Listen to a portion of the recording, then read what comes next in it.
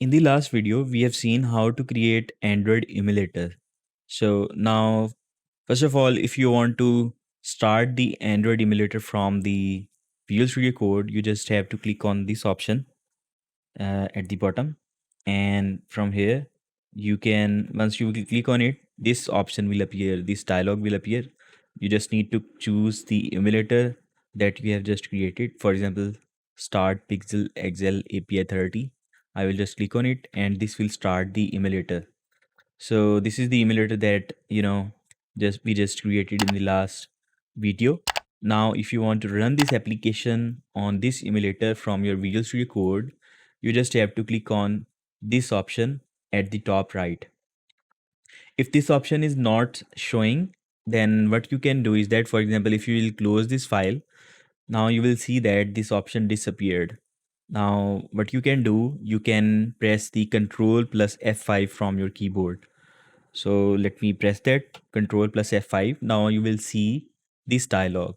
And from here, we need to choose Start and Flutter, and then our app will be able to run it on this emulator. So once I click on it, you will see that you can see at the bottom that this task is running and it is trying to install this application on this emulator. So this is how you run the application from your uh, Visual Studio Code. But I want to tell you one thing in this application.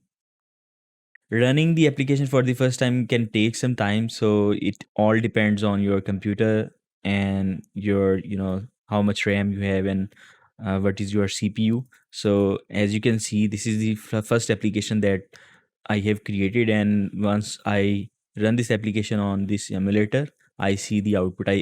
By default, the Flutter initial project has added some button here and some label here, and once we click on this plus button, this increment is increasing. That's all it is doing right now. But if we want to modify this, we can modify. So as I said in other videos, we will be majorly working in the main.dart file. So let me open this and let me try to explain the code a little bit so that you can understand how this is working. So this is the entry point for every Flutter project. So this is the main function. In the main.dart file, we have this main function. So every Dart project or Flutter project has this entry point, and in this entry point, we have one function that is called run app, and run app is taking another class that is the my app, and my app is defined here. So my app is extending the stateless widget, and this is all how it is going. And in the first statement, you can see that the import statement is written, that is importing material.dart. Now material.dart is coming from the Flutter package and or the Flutter SDK itself, and it basically includes some material related widgets and properties that we can use in our applications to implement the material design in our application. Anyway, this might look confusing at the first time, but as I explain it a little bit in future, or as we are proceeding, we will be able to understand this fully. And secondly, we have the my app, and my app is extending the stateless widget. So now if you are from the Java background or the C++ background or PHP background or any programming language, you know that there is some concept in programming language that is called object oriented programming, and right now this my app is extending the stateless widget. So uh, if you know objects oriented programming and inheritance, then this thing will be very simple for you. But if it is not simple for you, then you can let me know in the comments below, and I will try to create a detailed video on Dart as well. In this class, we have one overridden function that is called build, and in this build function we have some material app being returned, and in this material app we have some properties and these values. So Flutter basically everything in Flutter is a widget. So if we see the application here, we can see that there are different components that are involved here. First of all, the button. Now the button itself is a widget. So button is a widget, and the plus icon in this button is also a widget. So you see a text here. Now this text is also a widget, and this bigger text is also a widget. If you go up and if you see the app bar here or the header of the app here, you can say that this is also a widget. So everything in Flutter is a widget. We need to understand this thing as well. So right now what build function is doing is that it is returning a material app widget, and material app widget takes some properties and values. So if you see this column on the left hand side of this column is the property, and right hand side of this column is the property.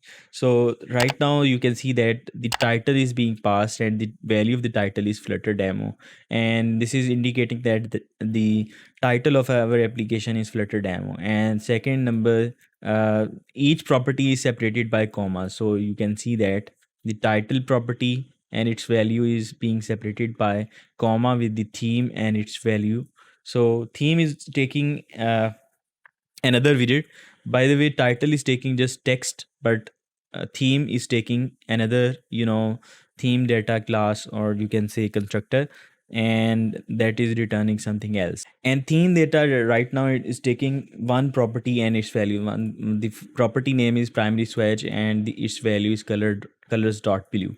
So let's suppose if we want to change the color of our application, if you don't like this color, then we what we can do is that we can click go ahead and change the color here. So colors dot, if I change it to red and save it. Now once you see this application, you can see that it is immediately deployed to the emulator. So as you can see, there's a color red is being deployed, and let me change it to something else. So let's see if you want to see all the colors that are available in this colors class, then we what we can do is that after inserting the dot here, just we can see all the suggestions are showing here. So if I change it to brown, let's say, and control s this, or if I go ahead and save this, and you can immediately see that the Flutter is deploying our latest code and running it on the emulator without us going into this play button again and pressing it. So this is something called hot reload in Flutter. So what Flutter does is that it saves our time for development. We just have to change the code, and all the changes will be deployed very quickly. So let's try it again. So let's suppose I change the color to indigo maybe, and let's save. Now you can see that immediately when I control s this, the changes are being deployed to the emulator immediately. So next, what is next? So material app is taking three properties. First is title, second is theme, and third is the home. And what home is doing is that it is specifying that what should be the home screen for our application. And right now if you see, you can see that this is the home screen, which has some app bar on the top.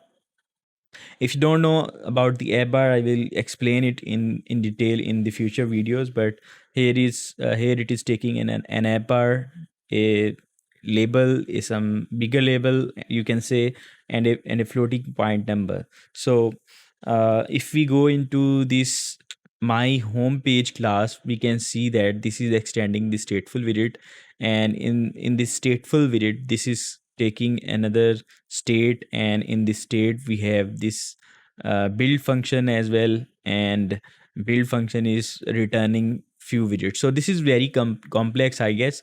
We can ignore this for now, but let's say if we want to show a simple text here instead of all these things, so what we need to do. So first of all, you have noticed another thing. The thing is that there are two type of widgets here.